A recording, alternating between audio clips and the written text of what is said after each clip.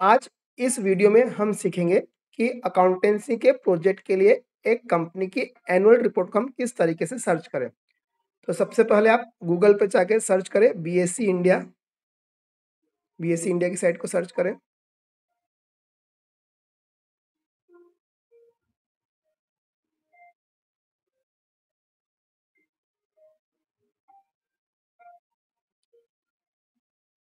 Gate code जो लिखा है उसमें यदि आपको आपकी कंपनी का नाम पता है तो आपकी कंपनी का नाम लिखें। मैं यहाँ पर लिख रहा हूँ ओला इलेक्ट्रिक। ये ओला इलेक्ट्रिक का पेज खुला। स्क्रॉल डाउन करें। स्क्रॉल डाउन करने के बाद आप देखें रिजल्ट सेक्शन में। रिजल्ट सेक्शन में 3 कॉलम दिए, जून 25, मार्च 25 और फाइनेंशियल ईयर 24-25। इसकी सेकंड रो में देखें नेट प्रॉफिट। इस नेट प्रॉफिट के सामने क्या लिखा हुआ दिख रहा है आपको? लॉस। तो ये कंपनी एक लॉस की कंपनी है, हमें लॉस वाली कंपनी चूज नहीं करनी है, इसलिए इस कंपनी को छोड़ें। अब हम एक दूसरी कंपनी सर्च करते हैं, अरिहंत कैपिटल मार्केट्स। ये इसका पेज ओपन हुआ।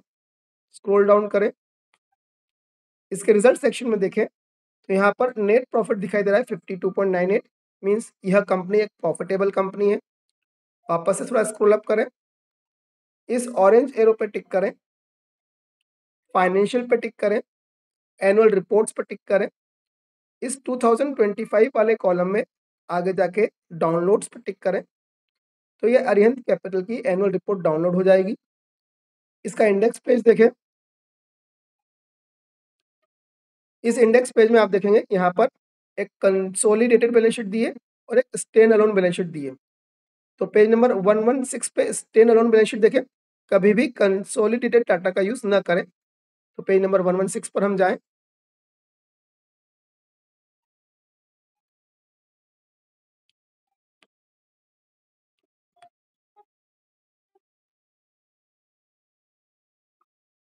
ये पेज नंबर 116 है।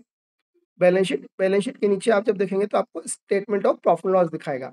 अब स्टेटमेंट ऑफ प्रॉफिट लॉस में एक्सपेंसेस कैटेगरी में देखें क्या दिख रहा है? Finance cost, fees and commission expenses, impairment of financial instruments.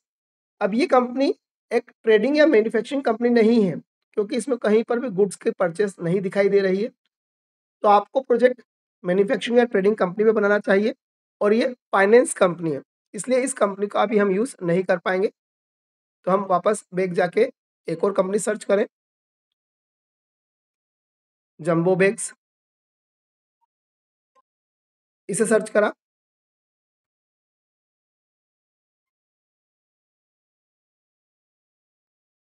Scroll down करा। रिजल्ट सेक्शन में हमें दिख रहा है कि इसमें भी नेट प्रॉफिट है 3.64 का। तो वापस स्क्रॉल अप किया,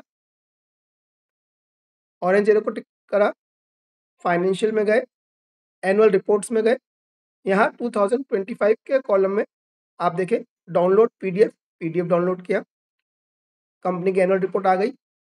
इसमें अब आप देखें इंडेक्स पेज में दे रखा है प्रॉफिट एंड लॉस का स्टेटमेंट 68-69 पेज पे है। हम 68-69 पेज पर आए। अब देखिए यहाँ पर एक्सपेंसेस की कैटेगरी में क्या क्या नाम दिख रहा है?